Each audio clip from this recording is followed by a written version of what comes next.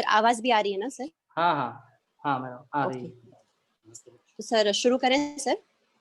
हाँ मैडम हाँ। ओके।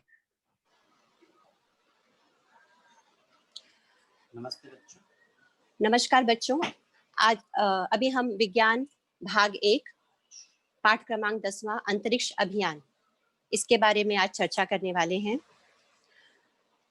बच्चों, अंतरिक्ष नाम सुनकर ही एक मन में कौतूहल आ जाता है कि क्या है अंतरिक्ष, क्या है आकाश, क्या है उपग्रह, कैसे अंतरिक्ष में पहुंचाए जाते हैं, क्यों नहीं वो धरती पर गिर जाते, कैसे वो हवा में लटके हुए रहते हैं और किस प्रकार से उपग्रह से जानकारियां, पृथ्वी से जानकारियां उपग्रह तक जाती हैं और उपग्रह से पृथ्वी तक वापस आती हैं। ये सब सारी प्रक्रिया कैसे होती है, तो आज हम इस अपने वीडियो लेक्चर में इन सब के ऊपर विस्तार से बात करने वाले हैं।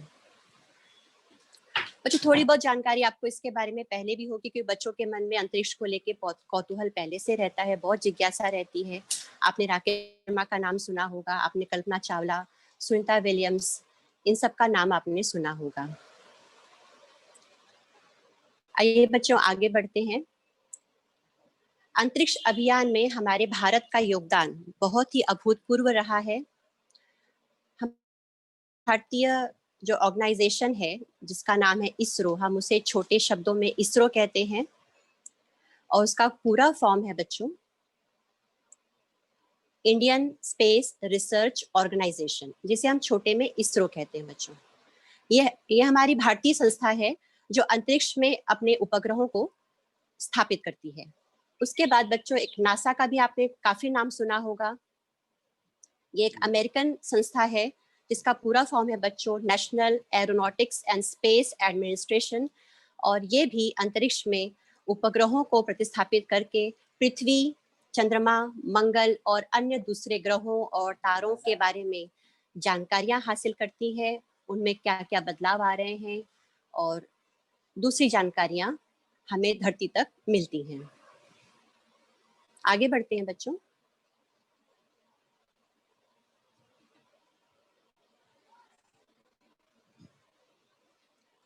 बच्चों, हमारे मन में एक बहुत प्रश्न आता है, मेरे मन में भी प्रश्न आया कि भाई वायुमंडल और अंतरिक्ष यानी हमारे आकाश और अंतरिक्ष में क्या अंतर है ना बच्चों? आपके मन में भी आया होगा। तो चलिए जानते हैं कि वायुमंडल और अंतरिक्ष दोनों में क्या फर्क है। बच्चों, सबसे पहले बात करते हैं वायुमंडल की, एटमॉस्फेयर की। हम उसे इंग्लिश में हम कहते हैं बच्चों एटमॉस्फेयर, हिंदी में हम कहते हैं वायुमंडल। अब वायुमंडल का सबसे सिंपल और आसान शब्दों में हम अगर कोई हमसे पूछे तो हम ये उसको कह सकते हैं, हम उसको ये समझा सकते हैं कि हमारी पृथ्वी को घेरती हुई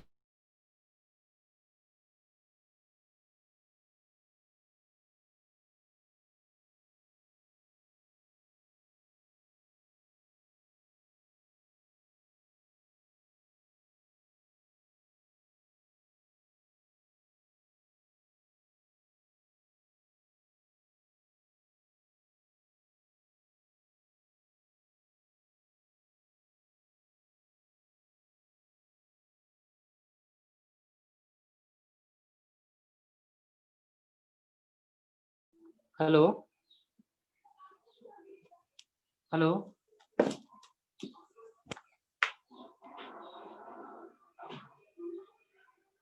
हेलो मैडम।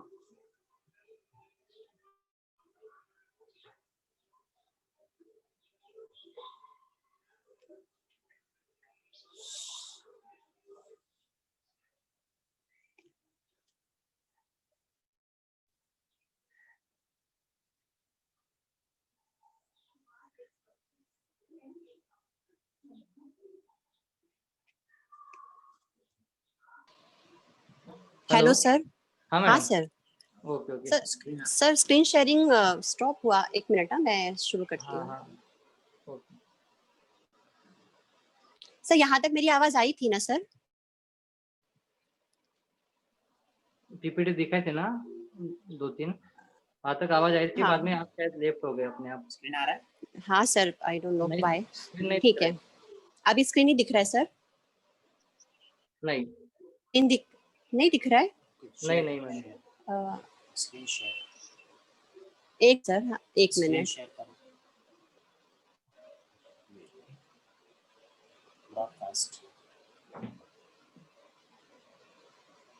क्या प्रॉब्लम है?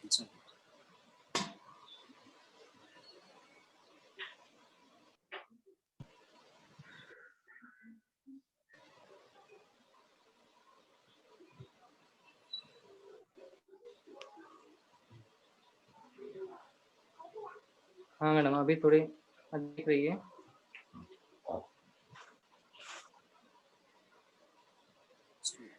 जी सर, अभी आ रहा है हाँ सर, दिख रहा है? हाँ हाँ हाँ मैडम, अभी दिख रहे हैं। हाँ। ओके। बच्चों माफ करना, थोड़ी सी टेक्निक हो गया था। बच्चों, हमारा वायुमंडल जैसा आपको मैंने बताया कि ये बहुत सारी गैसों का मिश्रण, मुख्यतः नाइट्रोजन, ऑक्सीजन और कार्बन डाइऑक्साइड गैसें मुख्यतः रहती हैं।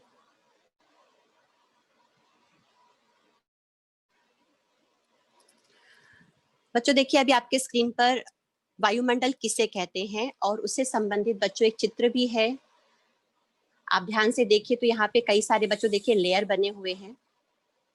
ये वायुमंडल है, चारों ओर एक घेरा हुआ है। ये पहला लेयर है बच्चों जिसे हम कहते हैं ट्रोपोस्फियर। ये दूसरा लेयर है बच्चों जिसे हम कहते हैं स्ट्रेटोस्फियर। ये तीसरी लेयर है बच्चों जिसे हम कहते हैं मेसोफियर। ये चौथी लेयर है बच्चों, उसे हम कहते हैं थर्मोस्फियर। और उसके बाद एक और लेयर है जिसे हम कहते हैं एक्सोस्फियर। बच्चों, पृथ्वी के चारों ओर सैकड़ों किलोमीटर की मोटाई में लपेटने वाले गैसीय आवरण को हम वायुमंडल कहते हैं। इसमें मुख्यतः बच्चों देखिए नाइट्रोजन, क्या हो गया,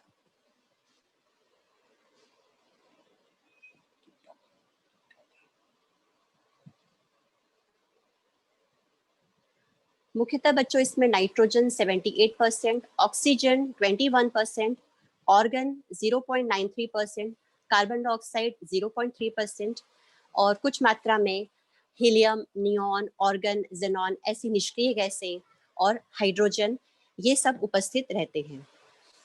हमारे वायुमंडल में बच्चों जलवाष्प भी होती है, जिसके कारण से ही बादल, कोहरा, पाला, वर्षा, ओस, हिम, ओला, हिमपात इत्यादि होते हैं। क्या कर रहे हो? What are you doing?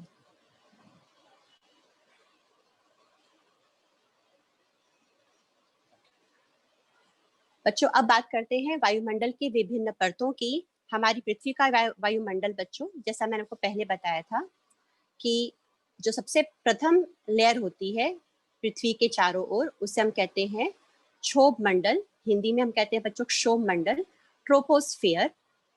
दूसरी लेयर है बच्चों समताप मंडल, जिसे हम कहते हैं स्ट्रेटोस्फियर। तीसरी लेयर है बच्चों मध्य मंडल, जिसे कहते हैं मेसोफियर। चौथी लेयर है बच्चों जिसे कहते हैं आयन मंडल, इसे हम थर्मोस्फियर भी कहते हैं। और अंतिम सबसे लास्ट में सबसे ऊपरी जो लेयर है उसे कहते हैं बाह्य मंडल, एक्सोस्फियर। आइए इस सब के बारे में विस्तार से अध्ययन करते हैं।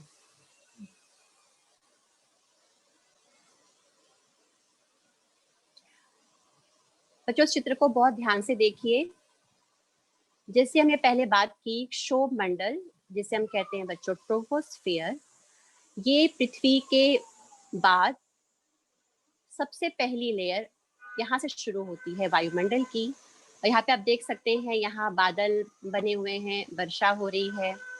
जितनी भी वायुमंडलीय घटनाएं हैं बच्चों, जैसे बिजली कड़कती है, वर्षा होती है, बादल काले होते हैं, हिमपात होता है, गर्मी पड़ती है, ठंडी पड़ती है और ग्रीन हाउस इफेक्ट, ये सब हमारे इसी क्षोभ मंडल में ही होता है। ये सबसे ज्यादा घनत्व वाला जगह है और जितनी भी घटनाएं हैं वायुमंडल की सब इसी क्षेत्र में होती हैं। थोड़ा उसके ऊपर बढ़ते हैं बच्चों, यहाँ आ जाता है समताप मंडल, जिसे हम कहते हैं स्ट्रेटोस्फियर। इसी समताप मंडल में ही बच्चों एक लेयर पाई जाती है जिसे हम कहते हैं ओजोन लेयर, और इसीलिए इसे आयनोस्फियर भी कहा ओजोनोस्फियर भी कहा जाता है। इसका नाम बच्चों समताप मंडल है। समताप यानी तापमान समान होता है, यहाँ पे तापमान समान होता है। जैसे जैसे आप समताप मंडल में नीचे से ऊपर की ओर जाते हैं, टेम्परेचर में कोई बदलाव नहीं होता। बहरहाल अगर आप क्षोभ मंडल में जिस प्रकार से आप नीचे से ऊपर पहुंचते हैं, तापमान में कुछ गिरावट आती जाती है, लेकिन समताप मंडल में तापमान में कोई भी गिरावट नहीं आती है बच्चों। समताप मंडल में कोई भी मौसमी घटनाएं नहीं होती हैं। यहाँ इसका जो मुख्य आकर्षण है बच्चों, वो है ओजोन लेयर। आप सबने ओजोन लेयर के बारे में, आप सबको थोड़ी ज्ञान होगा। ओजोन लेयर, ये O3 इसे कहते हैं, O3, यह सूर्य से आने वाली हाई फ्रीक्वेंसी पराबैंगनी अल्ट्रावायलेट रेस को सोख लेती है बच्चों, और जिसकी वजह से ये जो लेयर, जो किरणें हैं, ये पराबैंगनी किरणें हमारे धरती की सतह तक पहुंच नहीं पाती हैं, क्योंकि यहीं पर एब्जॉर्ब हो जाती हैं, इसी लेयर में ये एब्जॉर्ब हो जाती हैं और धरती तक पहुंच नहीं पाती हैं। और जिसकी वजह से अगर ये ओजोन लेयर धरती तक अगर ये ओजोन लेयर ना होती और ये पराबैंगनी किरणें अगर हमारी पृथ्वी तक पहुंचती बच्चों, तो जीवन की कल्पना हम नहीं कर सकते थे।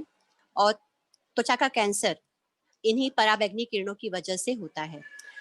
लेकिन बच्चों आजकल हम अपने घरों में एसी और रेफ्रिजरेटर, इन सब चीज़ों का बहुत ज़्यादा अत्यधिक मात्रा में उपयोग करते हैं, और इनमें से एक गैस निकलती जिसे कहते हैं क्लोरोफ्लोरोकार्बन, और जिसकी वजह से इस ओजोन लेयर में दिन ब दिन छेद हो रहा है, और वो छेद धीरे धीरे बड़ा हो रहा है। तो ये हम सब के लिए एक बहुत ही सोचने वाला विषय है। इसे हम सभी को गंभीरता से लेना है कि आने वाले कुछ सालों में जैसे जैसे उस ओजोन की लेयर में छिद्र बढ़ेगा, वैसे वैसे ही इन किरणों को धरती पर पहुंचने का मौका मिलेगा, और जिससे तरह तरह जीवन प्रभावित, बुरी तरह से प्रभावित हो सकता है।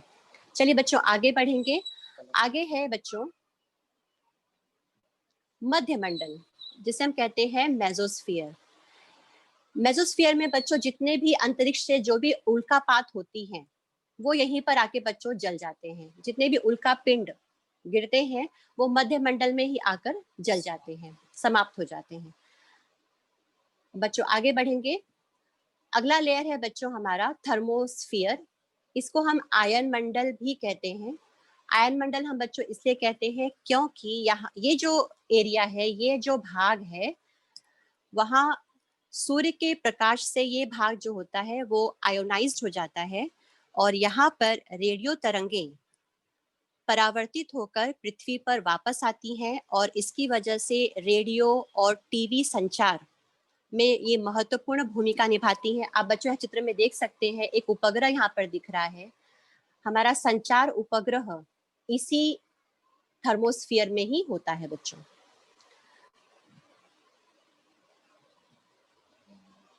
इसके आप ऊपर जाएंगे तो अगला जो सबसे अंतिम हमारा मंडल है वो है बाह्य मंडल। बाह्य मंडल में बच्चों हीलियम और हाइड्रोजन गैसों की अधिकता होती है। बहुत ज्यादा मात्रा में यहाँ पे हीलियम और हाइड्रोजन गैसें प्रेजेंट होती हैं बच्चों। तो इस प्रकार से मैंने आपको अभी वायुमंडल के कितने लेयर होते हैं उन सबके बारे में मैंने आपको विस्तार से जानकारी दी। तो आप इसे अपनी नोटबुक में नोट कर लीजिए या इसका स्क्रीनशॉट ले लीजिए। मैं आप 1 मिनट के लिए वेट कर रही हूँ आप सबका।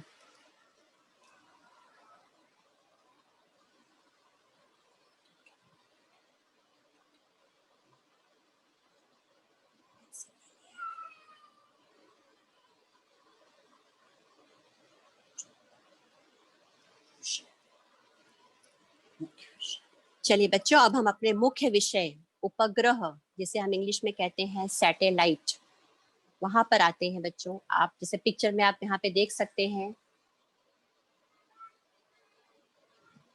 कि किस प्रकार से सूचनाओं का आदान प्रदान हो रहा है। सैटेलाइट बच्चों एक ऐसी मशीन जो अंतरिक्ष में होती है और वह किसी भी ग्रह या तारे की कक्षा में होती है और उसके चारों तरफ घूमती है। बच्चों हमारी पृथ्वी भी एक सैटेलाइट है। सैटेलाइट को हम चंद्रमा भी कहते हैं बच्चों। हमारी पृथ्वी भी एक सैटेलाइट है, एक उपग्रह है, क्योंकि पृथ्वी जो है वो सूर्य की परिक्रमा करती है। उसी प्रकार चंद्रमा भी पृथ्वी का एक उपग्रह है, क्योंकि चंद्रमा पृथ्वी के चारों ओर परिक्रमा लगाता है। चंद्रमा पृथ्वी का एकमात्र उपग्रह है। ऐसे कई सारे ग्रह हैं जिनके अपने खुद के उपग्रह होते हैं। हमारी पृथ्वी के पास एक ही उपग्रह है जिसका नाम है चंद्रमा। अब बच्चों, जो चंद्रमा है वो पृथ्वी का प्राकृतिक उपग्रह है, तो इसे हम अपने नियंत्रण में नहीं ला सकते। लेकिन इसी तर्ज पर प्रेरित होकर हमारे वैज्ञानिकों ने सैटेलाइट बनाए और उनको अंतरिक्ष में छोड़ दिया, और ये सैटेलाइट हमारे दैनिक जीवन में बहुत ही महत्वपूर्ण भूमिका निभाते हैं। अभी इसी समय मैं आपसे बात कर रही हूँ, आप मुझे सुन रहे हैं, मैं आपको सुन सकती हूँ, तो ये सब इसी सैटेलाइट की वजह से हो रहा है बच्चों। आप घर बैठकर टीवी, एक रिमोट कंट्रोल से टीवी ऑन कर देते हैं और टीवी पर मैच देखते हैं, अपनी मनपसंद फिल्म देखते हैं, अपने मनपसंद प्रोग्राम देखते हैं, धारावाहिक देखते हैं, गाने सुनते हैं। आप अपने मोबाइल में भी वीडियोस देखते हैं, आप अपने मोबाइल में पिक्चर्स देखते हैं, आप अपने मोबाइल से किसी और से बातें करते हैं। आप मुंबई में बात कर सकते हैं, आप गाँव, दूर दराज गाँव क्षेत्रों में बात कर सकते हैं, या फिर आप विदेश में भी अगर कोई आपका संबंधी हो, कोई रिश्तेदार हो, कोई दोस्त हो, तो उससे भी आप बातचीत कर सकते हैं। आप अपनी कार में बैठे हैं, आपको रास्ता पता करना है, आप जीपीएस अपना ऑन कर देते हैं, आप नेविगेट करते हैं, आप अपने रास्ते का पता लगा पाते हैं। तो बच्चों, ये सब हम सैटेलाइट के माध्यम से ही कर पाते हैं। ये सब हम सैटेलाइट इसमें महत्वपूर्ण भूमिका निभाता है बच्चों। आइए आगे चलते हैं। बच्चों, एक छोटा सा वीडियो आपके साथ शेयर करना चाहूंगी जिसमें आपको सैटेलाइट के बारे में और अधिक जानकारी मिलेगी। ध्यान से इस वीडियो को बच्चों आप सुनिए। सैटेलाइट क्या है, सैटेलाइट कैसे काम करता है और इसकी पूरी जानकारी। How satellite works with full information. आपने कई बार इनके बारे में जानने की कोशिश की होगी कि सैटेलाइट क्या होता है, ये हवा में कैसे टिके रहते हैं। लेकिन क्या आप जानते हैं कि दैनिक जीवन में आप जितने भी काम करते हैं उनमें से बहुत से काम ऐसे हैं जो किसी न किसी सैटेलाइट पर निर्भर हैं।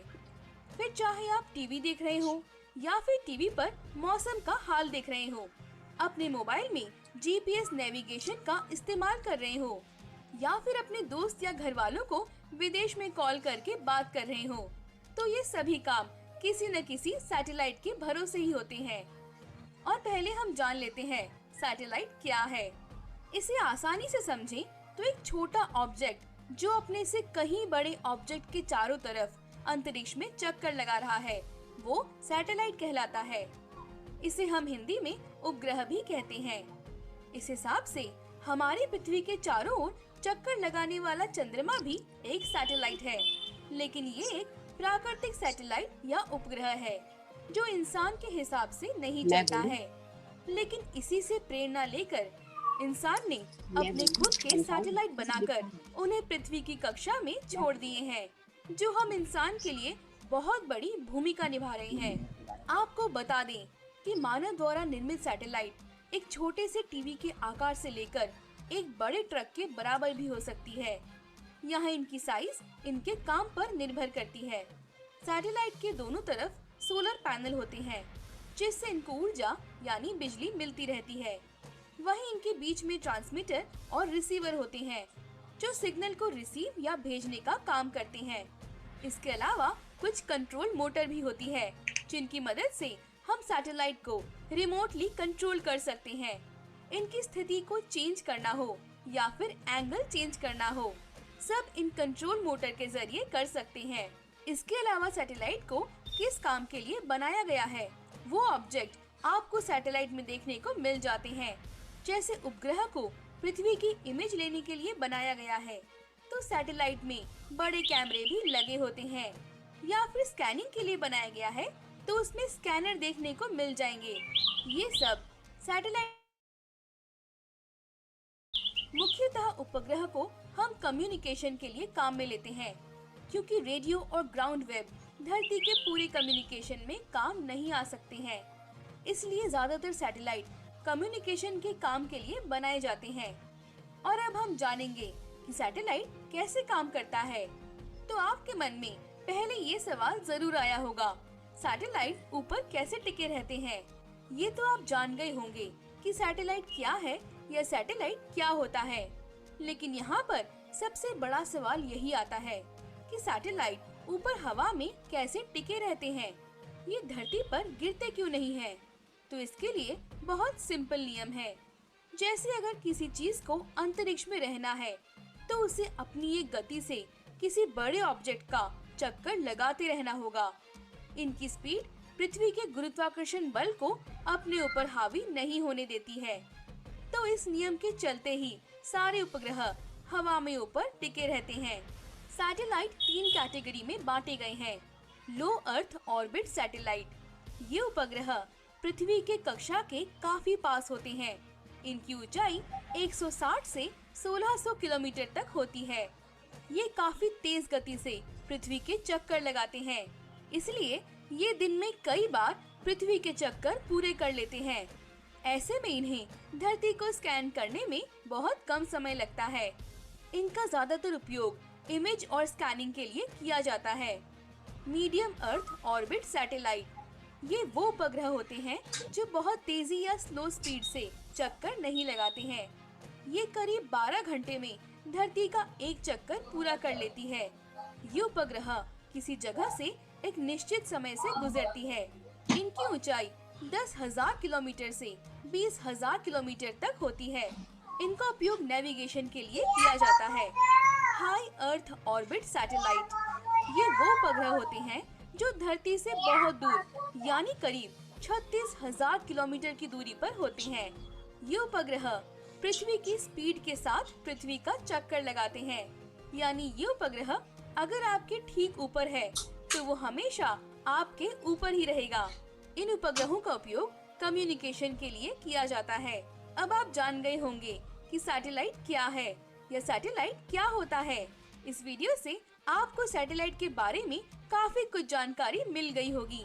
हमारी भारतीय अंतरिक्ष एजेंसी इसरो की बात करें तो हर साल नई कामयाबियों को छू रही है। आपको जानकर हैरानी होगी, भारतीय अंतरिक्ष एजेंसी इसरो अब तक करीब 100 सैटेलाइट अंतरिक्ष में भेज चुकी है। और क्विक सपोर्ट का ये वीडियो आपको कैसा लगा, आप हमें कमेंट करके जरूर बताइए। और आगे आप किस टॉपिक पे वीडियो देखना चाहते हैं, ताकि ऐसे और भी वीडियो जल्द से जल्द ला सके।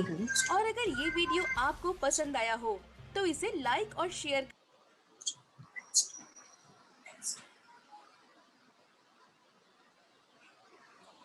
हेलो बच्चों, अभी आपने एक बहुत ही इंटरेस्टिंग वीडियो देखा जिसमें आपको उपग्रह कैसे काम करता है, उसके कौन कौन सी कक्षाएं होती हैं, उसके बारे में विस्तार पूर्वक जानकारी आपको मिली होगी। बच्चों, सैटेलाइट हमेशा एक जैसी कक्षाओं में परिभ्रमण नहीं करते हैं। भ्रमण कक्षा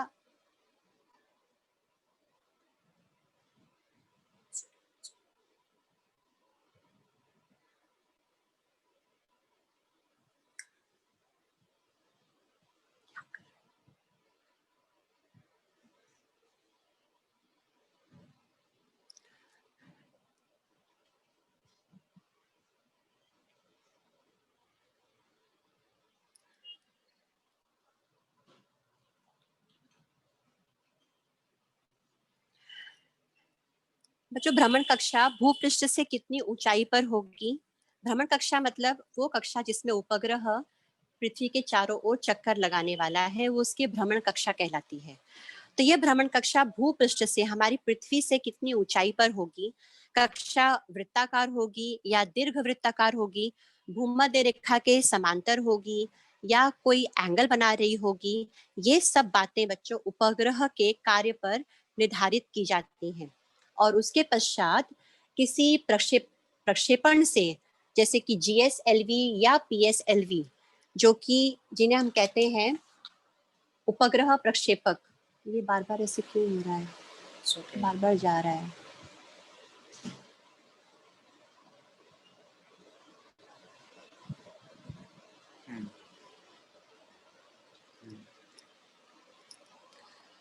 सैटेलाइट लॉन्च व्हीकल के द्वारा उपग्रह को उसकी निर्धारित कक्षा में बच्चों प्रतिस्थापित किया जाता है।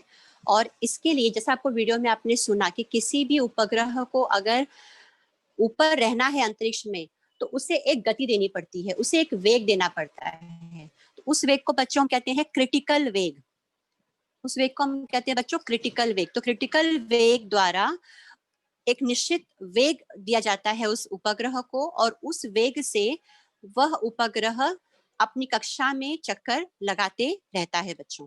अब इन कक्षाओं का निर्धारण कैसे करते हैं? उपग्रह कौन सा काम करने वाला है, किस कार्य के लिए आप उपग्रह का उपयोग करने वाले हैं, उस आधार पे कक्षाओं का निर्धारण होता है कि कक्षाएं उच्च कक्षा होगी या मध्यम कक्षा होगी या निम्न कक्षा होगी।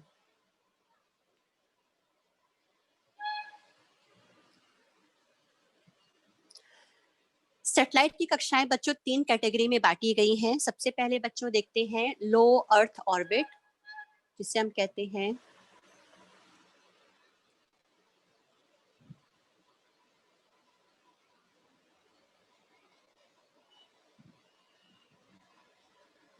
बच्चों लो अर्थ ऑर्बिट सैटेलाइट। बच्चों यहाँ पे आप लाल रंग में देख सकते हैं, ये पृथ्वी के सबसे समीप की कक्षा है। ये लो अर्थ ऑर्बिट सैटेलाइट है। जिन उपग्रह की भ्रमण कक्षाओं की भूपृष्ठ से ऊंचाई बच्चों 180 किलोमीटर से 2000 किलोमीटर तक होती है। यहाँ पे थोड़ा फिगर मिसमैच है, आपकी किताब में अलग है, यहाँ थोड़ा अलग है, तो जो किताब में है बच्चों आप उसी पे ध्यान दीजिएगा। 180 से 2000 किलोमीटर तक होती है। उन कक्षाओं को बच्चों हम निम्न कक्षाएं कहते हैं। और इन कक्षाओं में जो उपग्रह होते हैं उनका उपयोग वैज्ञानिक प्रयोगों के लिए या मौसम के अध्ययन के लिए किया जाता है।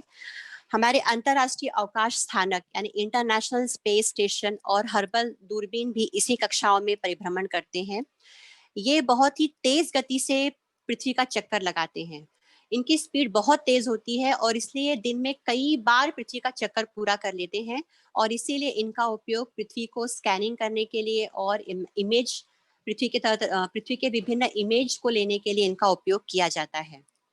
बच्चों उसके बाद हम आते हैं मीडियम अर्थ ऑर्बिट सैटेलाइट, मध्यम कक्षा। बच्चों आप जो यहाँ पे येलो कलर में बच्चों आप जो कक्षा देख रहे हैं येलो कलर में, ये कक्षा हमारी मीडियम अर्थ ऑर्बिट सैटेलाइट है। ये उपग्रह पृथ्वी से 2000 से 35,780 किलोमीटर के बीच होते हैं। 2000 किलोमीटर से 35,780 किलोमीटर के बीच होते हैं। ये सैटेलाइट बच्चों उत्तरी और दक्षिणी ध्रुवीय प्रदेशों का अभ्यास करने के लिए उपयोग में लाए जाते हैं। और इसके लिए ध्रुवीय प्रदेशों पर जाने वाली दीर्घ वृत्ताकार कक्षा का उपयोग करते हैं। ये उपग्रह बच्चों 2 से 24 घंटों में एक परिक्रमा पूरी करते हैं। ये न ही बहुत तेज गति से परिक्रमा करते हैं और न ही बहुत धीमी गति से परिक्रमा करते हैं। और इनका उपयोग बच्चों ज्यादातर नेविगेशन के लिए किया जाता है। दिशा दर्शक के रूप में इन कक्षाओं में जो उपग्रह होते हैं उन उपग्रहों का उपयोग दिशा दर्शक के रूप में किया जाता है। मतलब मैपिंग के लिए गूगल मैप आप सर्च करते हैं, नेविगेट करते हैं, तो उसके लिए इन उपग्रहों का बच्चों उपयोग किया जाता है। तीसरा है बच्चों हाई अर्थ ऑर्बिट सैटेलाइट। इसे उच्च कक्षा कहा जाता है बच्चों। ये जो कक्षाएं होती हैं वो भूपृष्ठ से 35,780 किलोमीटर या उससे भी ज्यादा की होती हैं। और यहाँ पर जो उपग्रह होते हैं बच्चों उन्हें ये धरती के स्पीड के साथ ही जो स्पीड से धरती चक्कर लगाती है उसी स्पीड से ये उपग्रह भी चक्कर लगाते हैं। इसीलिए हमें ऐसा प्रतीत होता है कि क्योंकि इनकी जो गति होती है वो धरती के गति के समान ही होती है, तो हमें ऐसा लगता है कि ये उपग्रह जो है वो रुका हुआ है। इसीलिए इसे हम कहते हैं बच्चों भू स्थिर उपग्रह, जियो सिंक्रोनस सैटेलाइट। और ये उपग्रह पृथ्वी के एक ही भाग का सतत निरीक्षण करते हैं और इसके लिए इनका उपयोग हम मौसम विज्ञान, दूरध्वनि, टेलीविजन, आकाशवाणी मतलब इन उपग्रहों का उपयोग इन कक्षाओं में जो उपग्रह होते हैं उनका उपयोग मेनली बच्चों हम कम्युनिकेशन के लिए करते हैं। बच्चों आइए आगे बढ़ते हैं।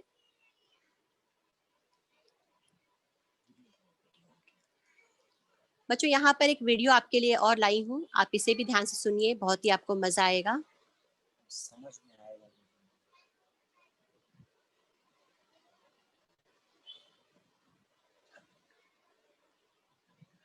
Search you.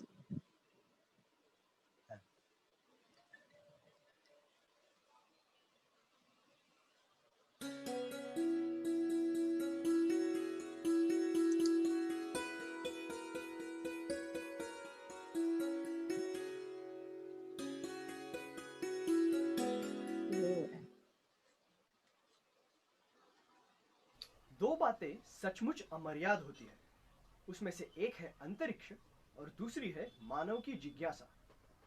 किसी भी बात की खोज करना यह मानव का मूल स्वभाव है और इसी कारण हम अंतरिक्ष के क्षेत्र में प्रगति कर पाए हैं। मानव ने तकनीकी के क्षेत्र में अच्छी प्रगति की है और अंतरिक्ष की तकनीक में विकास के कारण अवकाश में यात्रा करने का संभव हो पाया है। अवकाश यात्राओं के पीछे मुख्य रूप से दो कारण होते हैं। पहला उद्देश्य खगोलीय वस्तुओं का और सौर प्रणाली का अध्ययन करना।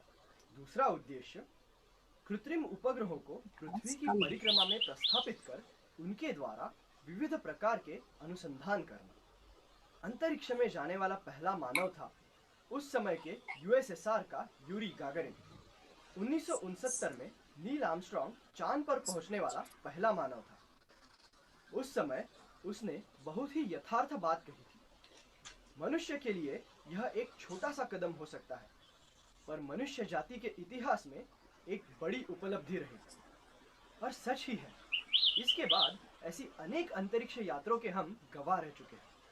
चलिए एक वीडियो देखते हैं जो हमें कृत्रिम उपग्रहों की संपर्क प्रणाली के बारे में बताएगा। जब भी कोई संदेश उपग्रह को भेजा जाता है, उपग्रह वह संदेश तुरंत ही पृथ्वी पर अलग अलग जगहों पर भेजता है। इतना ही नहीं, उपग्रह द्वारा हम पक्षी जिस प्रकार देखते हैं उस प्रकार के दृश्य भी देख सकते हैं, जिससे धरती के एक बड़े पृष्ठभाग की निगरानी करना आसान हो गया जाता है। स्पुतनिक मानव द्वारा भेजा गया पहला उपग्रह था। आज 1000 से ज्यादा उपग्रह पृथ्वी के इर्द गिर्द भ्रमण कर रहे हैं। कृत्रिम उपग्रहों में सौर ऊर्जा का इस्तेमाल होता है। अलग अलग कार्य करने के लिए उपग्रहों में विभिन्न प्रकार के उपकरणों का उपयोग होता है। विभिन्न प्रकार के उपग्रहों की जानकारी के लिए दी गई सूची पढ़ें और चित्रों के निरीक्षण करें। आइए अब हम कृत्रिम उपग्रहों के भ्रमण पथ के बारे में जानकारी प्राप्त करते हैं। उपग्रह विविध भ्रमण पथ में परिक्रमा करते हैं। अगर किसी उपग्रह को पृथ्वी की परिक्रमा करने में 23 घंटे 56 मिनट 4 सेकंड का समय लगता हो, तो अर्थात पृथ्वी की परिक्रमा के जितना ही इस उपग्रह को हम भूसमकालिक उपग्रह या जियोसिंक्रोनस सैटेलाइट कहते हैं। जो उपग्रह विषुववृत्त के समांतर भ्रमण पथ में परिक्रमा करते हैं, भूस्थिर अथवा जियोस्टेशनरी सैटेलाइट, हेलो सर। क्योंकि ये उपग्रह पृथ्वी के हेलो तुलना में सर। अधिक स्थिर जान पड़ते हैं। स्क्रीन दिख रहा है। पृथ्वी के हेलो पृष्ठभाग सर। से हाँ मैडम बोलिए। उपग्रह की ऊंचाई सर आवाज आ रही है ना? 35,000 हाँ, हाँ। स्क्रीन दिख रहा है? 780 किलोमीटर हाँ, हाँ, से मैडम। अधिक है तो उसे उच्च भ्रमण पथ कहा जाता है। अगर उपग्रह की ऊंचाई 2000 से 3580 किलोमीटर है तो उसे मध्य भ्रमण पथ कहेंगे। अगर ऊंचाई 180 से 2000 किलोमीटर के बीच में है तो उसे निम्न भ्रमण पथ कहते हैं। अभी हमने कृत्रिम उपग्रह के भ्रमण पथ के बारे में जानकारी प्राप्त की। अब हम जानेंगे कि यह उपग्रह अपनी भ्रमण पथ पर किस प्रकार पहुंचते हैं।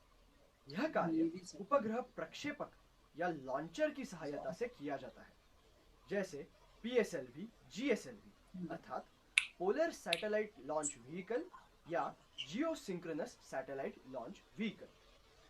ये न्यूटन के तीसरे नियम के आधार पर अपना कार्य करते हैं। PSLV में एक के बाद एक ठोस और द्रव की 4 सीढ़ियां होती हैं।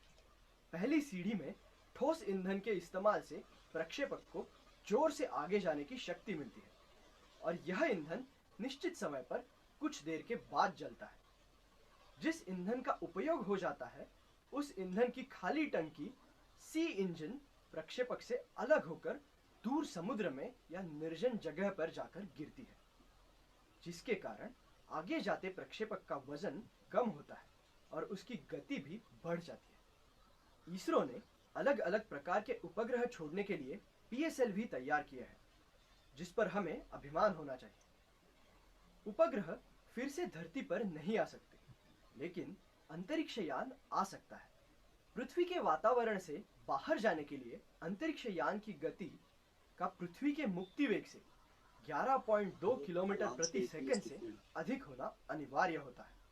अब हम इसरो के कुछ रोचक और चुनौतीपूर्ण अभियानों के बारे में जानेंगे। चांद्रयान 1 और Mangalyaan. 10, 9, 8, 7, 6, 5, 4, 3, 2, 1.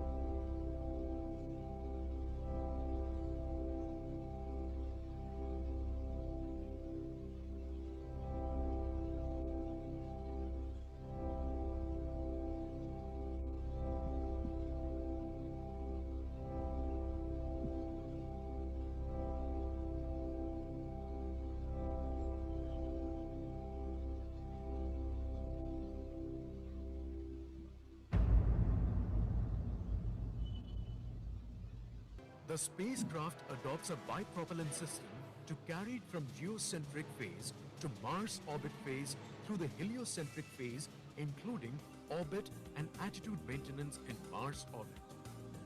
The propulsion system carries the required propellant from the desired mission life with adequate margin. Orbit can be seen as the path for the satellite, and it has some complexities. This certainly is a matter of concern for the scientists. To be able to meet these challenges, certain innovative solutions have been devised. It all starts with the launch itself. The launch vehicle needs continuous tracking. The major landmarks or mission phases in Mars orbiter mission can be categorized into 3 phases, namely the Earth-bound or geocentric phase, heliocentric or cruise phase, and the Mars orbit phase.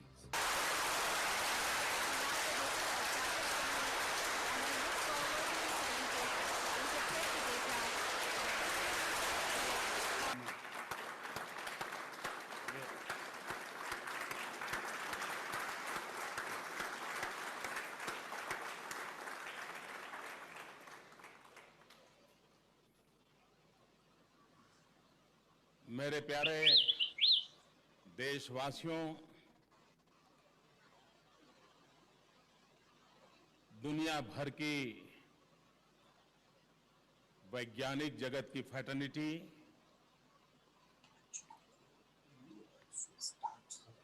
आज mom का मंगल से मिलन हो गया।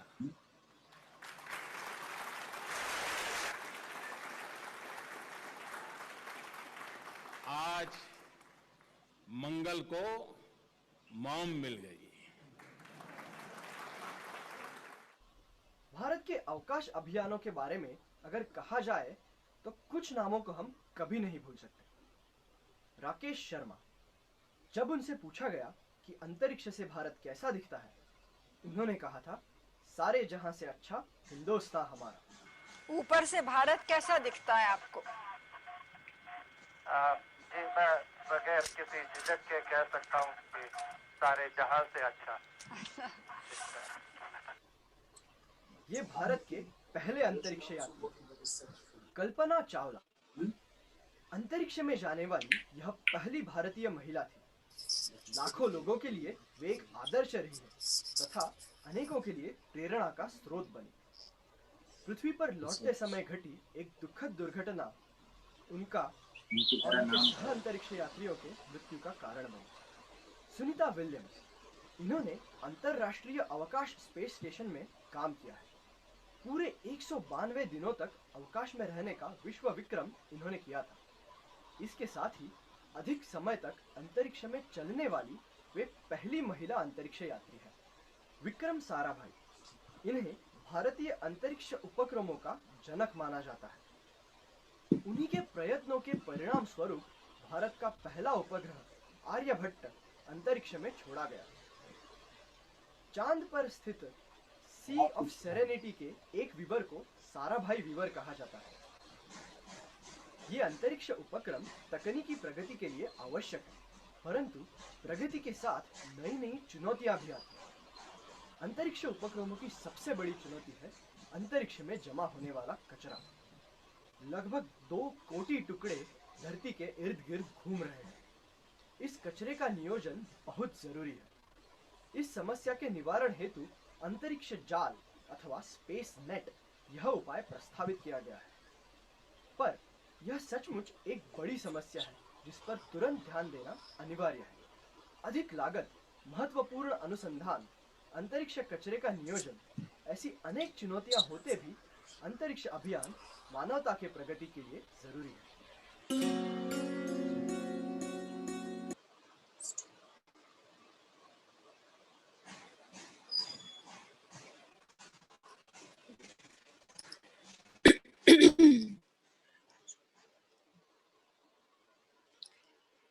Hello बच्चों, अभी आपने video में अंतरिक्ष अभियान के बारे में आपने देखा। आपने उपग्रह के बारे में देखा, उपग्रह कितनी कक्षाओं में भ्रमण करते हैं, उनकी कितनी कक्षाएं होती हैं, उसके बारे में देखा। थोड़ा सा आपको ये भी बताया है कि इसमें अंतरिक्ष में जो कचरा जमा होता है वो आज की एक बहुत बड़ी चुनौती है। उसके बारे में आप आगे और पढ़ेंगे, आगे के लेक्चर में आप इसके बारे में और डिटेल में स्टडी करेंगे। अभी आपके मन में कोई भी शंका है तो आप प्रश्न पूछ सकते हैं। Hello sir. हाँ मैडम, एक मिनट। हाँ, हेलो। पूजा पंडा। हाँ, पूजा पंडा। हेलो, पूजा पंडा। नहीं मैडम, किसी का हाथ नहीं है अभी ऊपर। हाँ, एक minute. Rajalakshmi. Rajalakshmi. Good morning teacher. हाँ, गुड मॉर्निंग टीचर। हाँ बेटा बोलो। गुड मॉर्निंग बेटा बोलो। टीचर, मुझे वो कृत्रिम उपग्रह है ना, वो मुझे नहीं समझा। कृत्रिम उपग्रह बच्चों एक मानव निर्मित उपग्रह है जिसे मानव ने बनाया है। जैसे चंद्रमा जो है वो धरती का प्राकृतिक उपग्रह है, वो प्रकृति ने बनाया है। और कृत्रिम उपग्रह मतलब ऐसी मशीन जो किसी ग्रह के चारों ओर चक्कर लगाती है और उस ग्रह के बारे में हमें जानकारी देती है। तो कृत्रिम उपग्रह मतलब मानव निर्मित यंत्र जो पृथ्वी के चारों ओर अंतरिक्ष में चक्कर लगाता है और हमें संदेश, वो संदेश धरती से संदेश रिसीव करता है और फिर हमें जगह जगह पहुंचाता है। बेटा और कुछ? No teacher, thank you teacher. Okay, और कोई बच्चे? हाँ, एक मिनट मैडम। सुमित निर्मल। सुमित निर्मल। हाँ सुमित बोलो। मिस, अंतरिक्ष में तो बहुत सारे कृत्रिम उपग्रह होंगे मानव द्वारा निर्मित, तो क्या वो टकराते नहीं है आपस में, जिससे विस्फोट भी हो सकता है ना? बेटा सबकी अपनी अपनी कक्षाएं हैं ना, वो अपनी अपनी कक्षाओं में भ्रमण करते हैं। अच्छा मिस।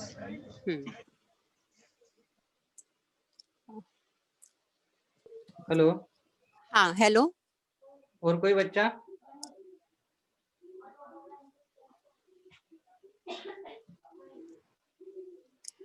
नहीं मैडम, कोई नहीं दिख रहा है। ओके, ठीक है फिर। बच्चों अभी सारे बच्चे, मैं आप सबसे पिछली बार भी मैंने कहा था, अभी फिर से मैं ये कहना चाहती हूँ कि आप अपने पाठ को पढ़िए। और देखिए बच्चों, अंतरिक्ष अभियान की हमें क्यों आवश्यकता लगी, क्योंकि आज हमारा ये पूरा विश्व एक मान लीजिए गांव बन गया, छोटा सा सिमट के रह गया। क्योंकि सिमट के इसलिए रह गया है क्योंकि हम कोई भी जानकारी हम अपने घर बैठे ले सकते हैं। घर बैठ के हम कोई भी जानकारी प्राप्त कर सकते हैं। घर बैठ के हम किसी भी देश के किसी भी कोने को हम देख सकते हैं। दुनिया में कौन कौन सी आपदा आने वाली है, कहीं बाढ़ आने वाली, कहीं सुनामी आने वाला है, कहीं चक्रवात आने वाला है, तो वो सब की भी हम जानकारी पूर्व सूचना हमें मिल जाती है उपग्रहों के माध्यम से, जिससे हमें उस संकट से निपटने में हमें आसानी मिलती है। आपने भी कई बार देखा होगा हाई अलर्ट जारी किया जाता है, आज हाई टाइड है, आज लो टाइड है, तो मछुआरों को भी समुद्र में जाने से रोक दिया जाता है। और उसके अलावा जो देश की आंतरिक सुरक्षा है, उसके लिए भी जो उपग्रह होते हैं वो बहुत महत्वपूर्ण भूमिका निभाते हैं। कौन सा देश हमारे पर खतरा कर सकता है और हमारी शत्रु सेना की क्या स्थिति है और हमें कौन कौन सी यहाँ पे जरूरतें हैं, तो वो सब भी जानकारी हम उपग्रह के माध्यम से लेते हैं बच्चों। तो इसलिए जो हमारा प्लेन उड़ता है आकाश में, तो प्लेन किस जगह पर है, अगर प्लेन में कोई दुर्घटना हो गई तो वहां पे जल्द से जल्द कैसे हम सहायता पहुंचा सकते हैं, ये सब बच्चों सारे कार्य उपग्रह के माध्यम से आज बहुत सरल हो गए हैं। जो पहले जमाने में बहुत कठिन प्रतीत होते थे, लेकिन अब वो बहुत सरल हो गए हैं। तो बच्चों मैं चाहूंगी आप पाठ पढ़ते रहिए, पाठ पढ़ना बहुत जरूरी है। और अपने मन में भी आप जिज्ञासा लाइए और आप इसके बारे में और जानकारी हासिल करिए। आप सबके पास नेट है, आप और ज्यादा जानकारी इसके बारे में हासिल कर सकते हैं। और कुछ भी शंका है तो आपका एक और सेशन होगा इस पाठ को लेकर, तो टीचर से भी आप अपने डाउट पूछ सकते हैं। धन्यवाद बच्चों। सर। ओके मैडम, हाँ हाँ, बंद कर थैंक देता यू। हूँ recording. Okay, thank you sir, thank you sir.